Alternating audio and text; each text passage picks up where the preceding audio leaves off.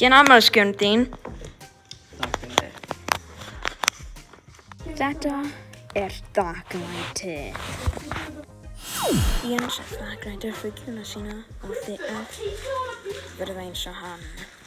Líka maður líka ekki við gjöfina manns, maður verða þakklátur því að maður minnst fær eitthvað. Ástæðan að sumir fá ekkert. Maður var líka með þakklæti einhvern annan gjöf eins og halda dyr opnar fyrir þig. Þakklæti alvöru vandamál því sumir foreldrar gefa eins og trúum mikið sem skemmir þakklæti þeirra. Takk fyrir mig.